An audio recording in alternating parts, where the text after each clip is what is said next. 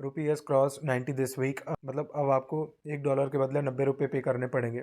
समझ रहे हो ये कितनी बड़ी चीज़ है, और कोई इस पे बात भी नहीं कर रहा है। अगर हम इस साल की बात करें तो रुपी इस साल एशिया में वर्स्ट परफॉर्मिंग करेंसी है। मतलब आप समझ रहे हो ना कि हम लोग बांग्लादेश, पाकिस्तान जैसी कंट्री से भी पीछे हैं। इससे आप अंदाज़ा लगा ही सकते हो कि हमारा देश कितना विकास कर रहा है। अगर आपकी करेंसी गिर रही है ना, तो इसका सीधा मतलब है कि आपकी इकॉनमी ग्रो नहीं कर रही है। सिंपल वर्ड्स में बोलेंगे तो आपका देश विकास नहीं कर रहा है।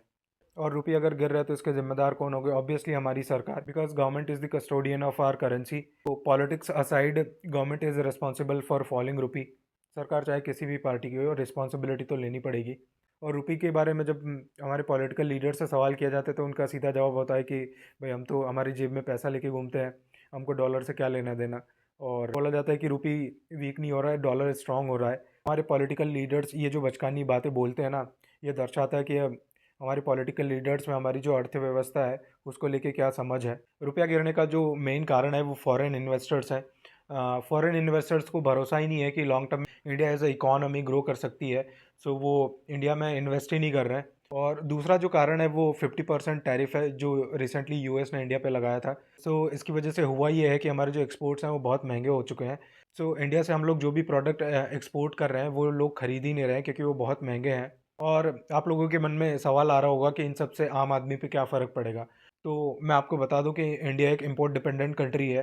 सो रुपये गिरने से होता ही है कि जो चीज़ हम लोग को पहले 85 रुपीज़ में मिल रही थी वो अब 90 रुपये में मिल रही है।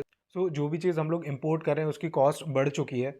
जब उन इम्पोर्ट्स का यूज़ करके हम जो भी चीज़ इंडिया में मैन्युफैक्चरिंग कर रहे हैं ना, उसकी कॉस्ट बढ़ जाएगी। सो जब मैन्युफैक्चरिंग कॉस्ट बढ़ेगी तो जो प्रोडक्ट फाइनल मार्केट में आएगा ना, उसकी कॉस्ट भी ऑब्वियसली बढ़ेगी ही। और उस प्रोडक्ट को खरीदेगा कौन? हम और आप जैसे लोग। सो ऑब्वियसली चीज़ें महंगी होंगी, सो इससे महंगाई भी बढ़ेगी ही। एक और चीज़, हमारी सरकार ने जो भी लोन ले रखा है ना वो डॉलर में ही ले रखा है। सो गवर्नमेंट ने जो भी लोन ले रखा है ना वो अब महंगा हो जाएगा। मान लो पहले अगर लोन 65 लाख था तो आज हमको वही लोन 90 लाख में पड़ेगा। मतलब आप समझ रहे हो ना, पहले जो लोन 65 लाख का था अब वो 90 लाख हो चुका है। सरकार ये लोन कैसे चुकाएगी? लोगों से टैक्स वसूल करके। सो ऑब्वियसली इन फ्यूचर आपको ज़्यादा टैक्स पे करना पड़ेगा।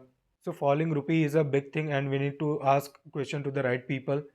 And that's it from my side and thank you for watching.